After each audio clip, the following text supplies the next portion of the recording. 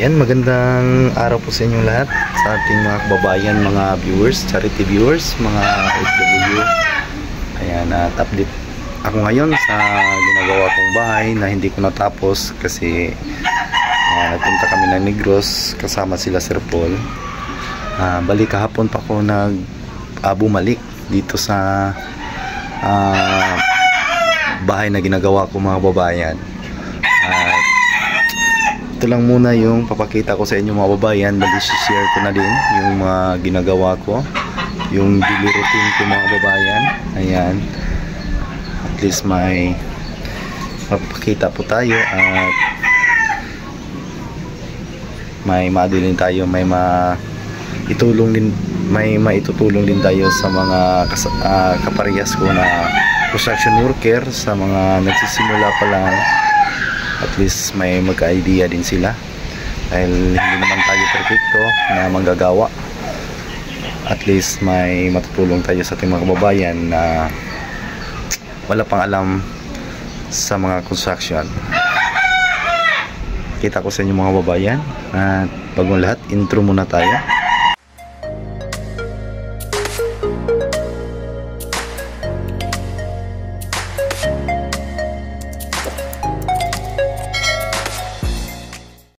Yan na po. At yung pag-alis ko ay tapos na po yan. Yung sa last upload ko dito sa bahay, ayan, tapos ko na po naasintada yan bago ako pumunta ng Negros. Ayan, sa pagpapile ng CHB or yung hollow blocks, mga kababayan, kailangan natin na hindi mo natin ma-perfect yung puntonado niya. Kasi yung hollow blocks, may iba malaki yung sa may kung tawag doon sa may puwitan or sa lubot, malaki. Yung iba naman ay pantay. Katulad nito, yung ginagamit ko na hollow blocks dito, mga kababayan, is 9 cm lang po yung ano niya, lapad. Kasi may 4 nito, may size at may 9 cm. Yan, 9 cm lang po yung lapad niya, mga kababayan. Ito 9 lang po, 9 cm galing dito at saka dito, pero may 4 nito. At ito pong hollow blocks na ito ay gawa sa machine, hindi mano-mano or hindi yung tao na naghuhulma talaga. Machine po ang naghuhulma niyan. Ayan, at ito kataas na hollow blocks. Ang nakabaon po dito is dalawang hollow blocks po nakabaon. At ito yung tinapos ko kahapon kasi nung pag-alis ko, ano lang po ito, mga babayan, apat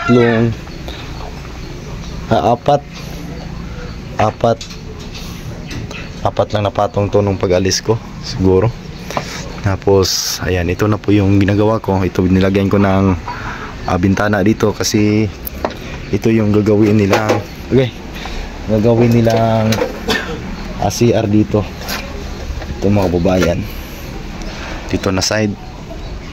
Ayan, tamang-tama din yan sa sukat ng CR sa loob ng bahay kasi hindi naman masyadong malaki dito. Ayan, natin din masyadong malaki din yung CR na gagawin natin dito, pero hindi masyadong maliit, tamang-tama lang po, pang family. Ayan, at doon nakapagsimula na kaming nakapag-process kanina.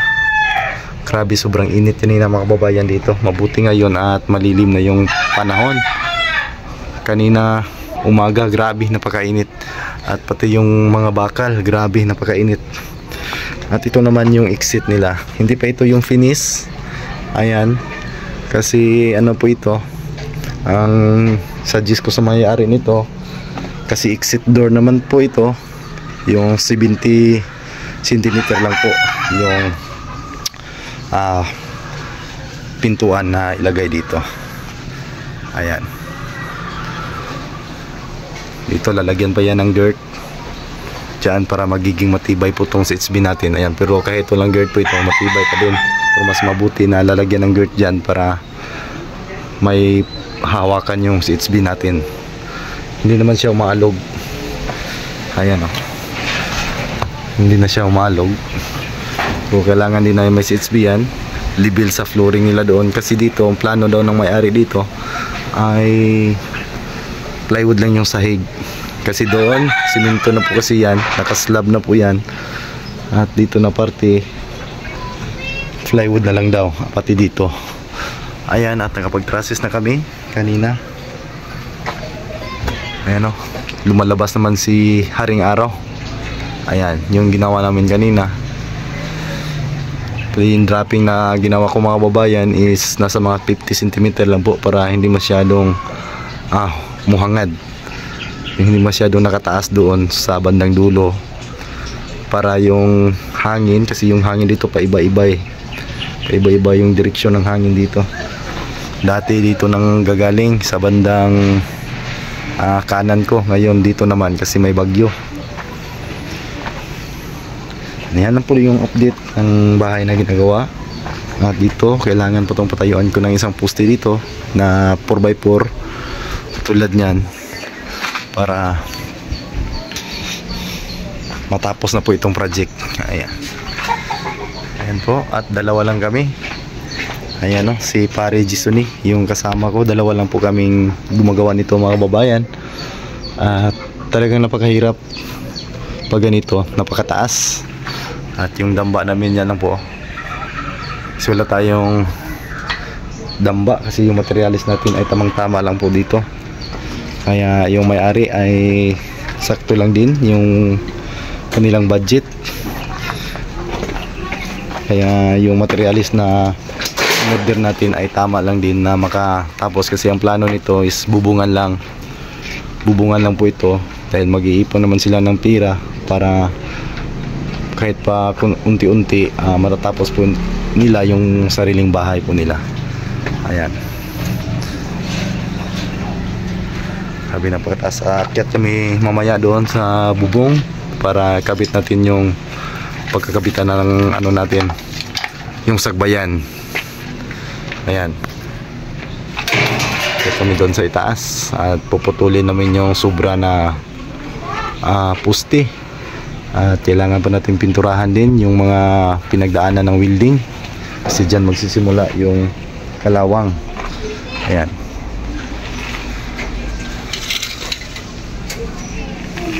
at ako tayo sa itaas mga babayan.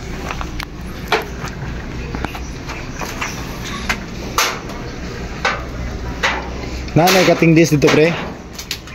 Ang kating dis pre. Ang kating dis, asang kating dis uban?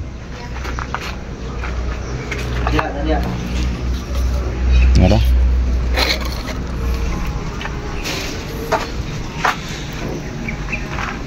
Grabe. Ganyan yung buhay construction. Bilad talaga tayo sa araw. Kailangan natin kumayod para sa kinabukasan.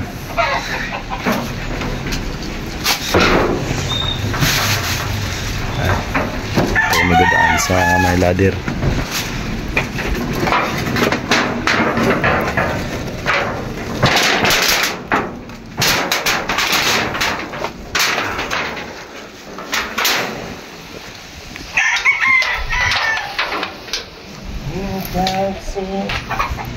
Yan na.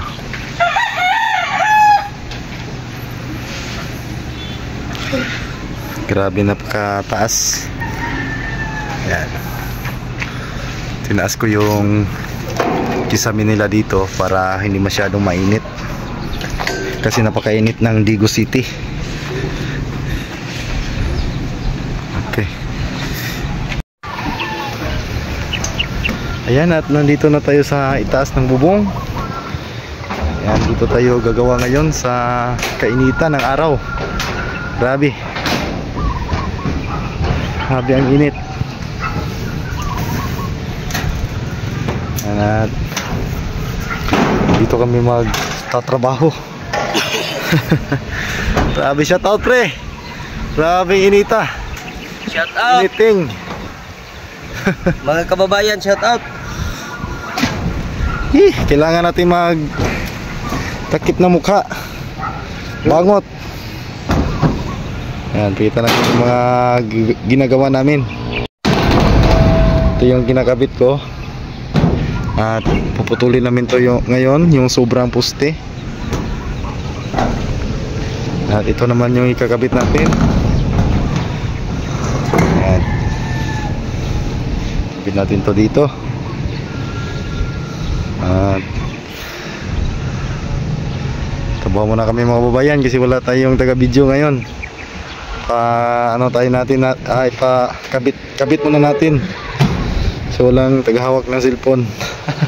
Nandito kami sa itaas, ayan oh, napakataas. Ayan. Daming bahay dito. Malapit lang kasi ito sa downtown ng Digo City. Ayan. Ayan na. Dubling init po dito. Init ng welding at saka init ng araw. Grabe.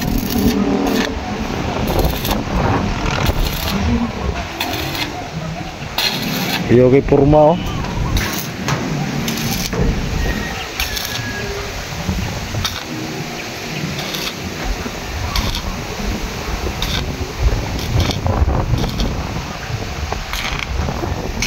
Kataas. Kulay nito is mint green. Kulay ng kanilang bubong.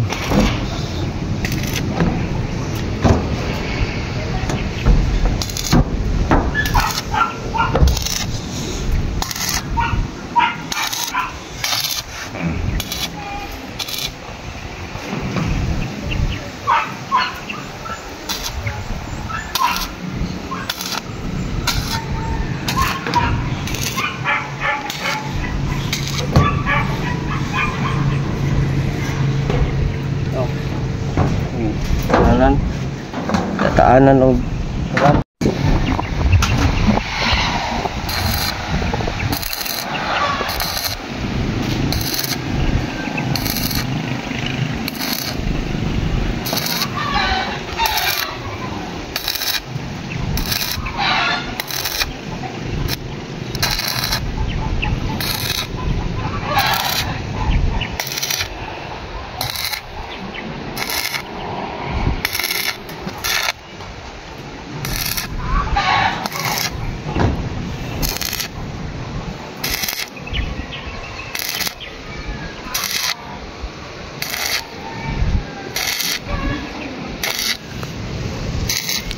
kababayan o pintas na dito kami sa Tugatog.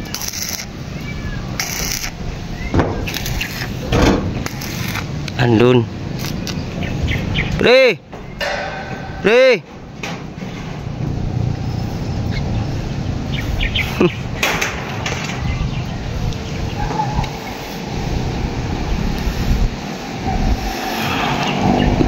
Tugatog ng Tagumpay.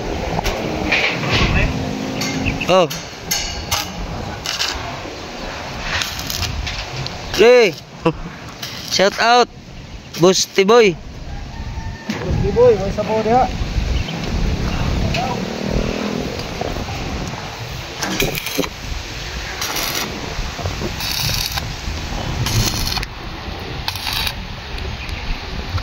Grabe mga kababayan, ang hirap dito. Sa pagkakamali mo lang, lugsot.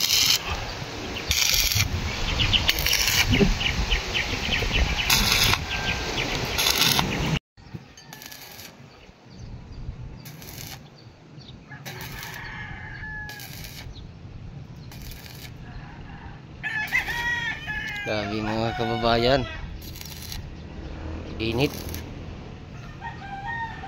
ng welding tsaka init ng araw.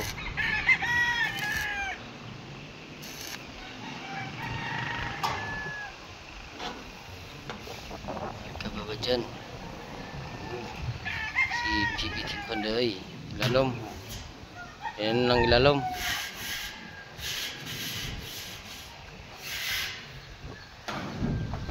Masyadong mainit. Ito kami maglalagay ng atop.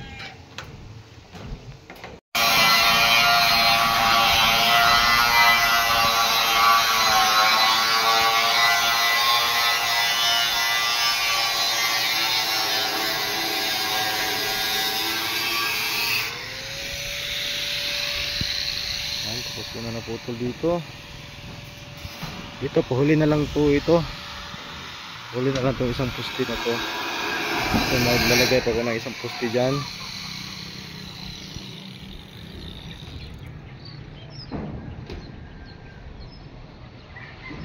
Ayan. Pagkataas. Ayan o.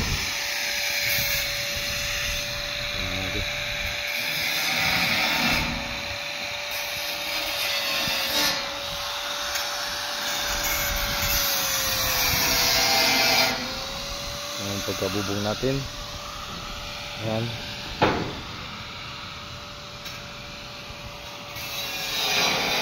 Ay lumping kunti kasi yung pagputol nila ng niyog, may niyog kasi dyan. Yung nagputol, hindi kinuha muna yung pinakatalbos niya, yung pinakaudlot. Sumayad sa may gilid. Ayan, inaano ko na lang kanina mga babayan, binalik. Nayuyupi kasi, pero konti lang yung natupi. Konti lang, hindi malaki. At ito yung bubong ng aking boarding house sa aking tinutuluyan, nirerentahan na boarding house. Ito po yun.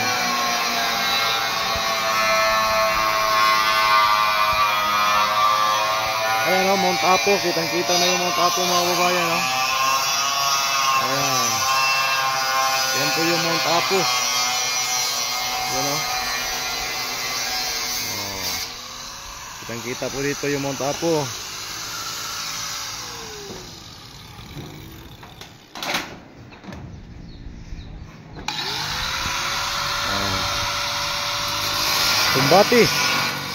Kumbati mahirap.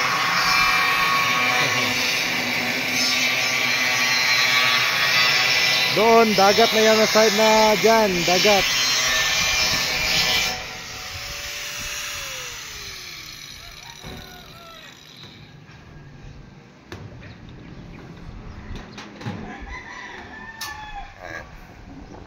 Yan yung technique para hindi maipit yung disc natin. Oh. Yan, iwas disgrasya. Doon. Dah. Huwag ka matamaan mo ng balde ha.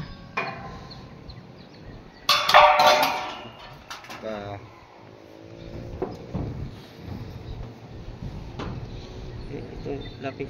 Na. Kaniyo. I-actual na dito. At yan na po yung nagawa namin ngayong hapon. Ayan. Lagyan na namin ng sagbayan kung tawagin dito sa amin. Ayan po. Hindi pa natin malagyan ng parlins kasi wala pa dito yung isang pwesto para sabay-sabay na lang sila lahat. Kailangan natin ng bumili ng ano dito, plywood, para gawin natin kurma.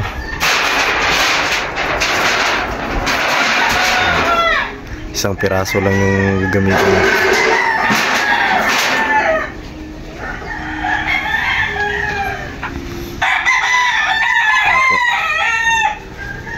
Prepare na yan. Malapit natin matapos yung roof framing natin. Pagkatapos natin dyan bubong na yung kasunod.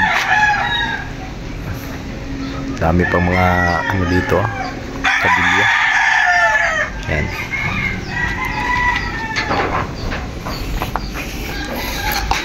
Ay.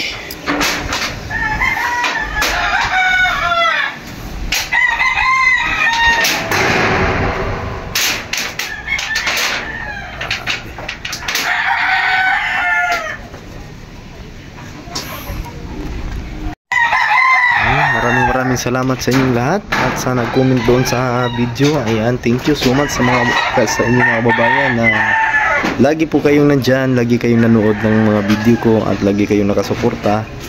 Yan mga babayan, at sa susunod natin gagawin yung bahay ko na naman.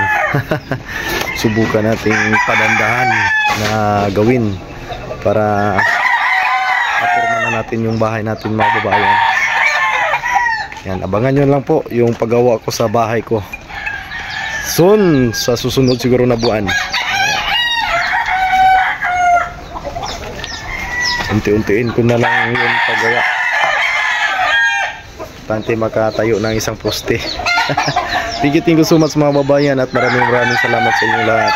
At dito ko lang tatapusin yung vlog ko sa araw na ito. Ayan, thank you so much at magandang araw sa inyo lahat dyan mga babayan. At ingat po kayo, lalong-lalo na po at may bagyo ngayon. Ayan, thank you so much sa inyong panunood. Ayan, bye-bye!